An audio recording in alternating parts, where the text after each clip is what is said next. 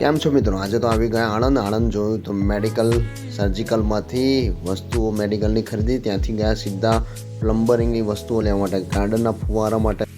Garden ફુવારા જો ને, ગાર્ડનના ફુવારા ખરીદ્યા, ત્યાંથી સીધા આવ્યા ઘરે. આવીને ગામમાં પ્રસંગ હતો આ સંધ્યા વેળાએ. સંધ્યામાં જોયું તો ગામના બધા મિત્રો ભેગા થયા હતા. ભેગા થઈને જમવાનું પતાવી સીધા ઘરે પહોંચી. સવારે બીજા દિવસ ઓફિસથી સીધા બહાર નીકળ્યા.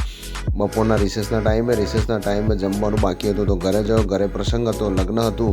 તો લગ્નમાં જમવા ગયો તો જોયું તો કોઈ જ ના મળે, હું એકલો જ બાકી જમવાનું હતું. પણ શું કરે, જમ્યા સીધા ઓફિસ ગયા તો ત્યાં પ્લમ્બરિંગના ભાઈ અને ઇલેક્ટ્રિશિયન અમારા આકાશભાઈ અને બંને ભાઈઓ ભેગા થયા હતા. બહુ જ મસ્ત કામ કરે છે ખંભાત ખાતે. અમારા પ્લમ્બરિંગનું કામ પણ જોરદાર કામ કરે છે. બંનેનું કામ પતાવી સાંજે ફરી ગયા વટાદરા ભાણીબાના મેરેજ હોવાથી ત્યાં પણ બધા ભેગા થઈ બધા એન્જોય કર્યો. બીજે દિવસે સવારે ફરી પાછું સવારે વહેલા ઉઠીને આવવાનું હતું. બધા મિત્રો ભેગા થયા ભાણીબાના મામેરાની અંદર. બધા ગ્રુપ ફોટો લીધો. બધા સવારમાં વહેલા 7 વાગે પહોંચી ભાણીબાનું મામેરું પતાવી અને બધાએ હસી મજાક કરીને આખો દિવસ મજા કરી, લગ્નનો આનંદ લીધો પૂરેપૂરો અને બહુ જ આનંદ કરી. બધા જ મિત્રો ભેગા થયા હતા, ભાઈઓ પણ ભેગા થયા હતા. હાથ મિલાવી બધા છૂટા પડ્યા. खत्म, bye bye, tata, goodbye, गया।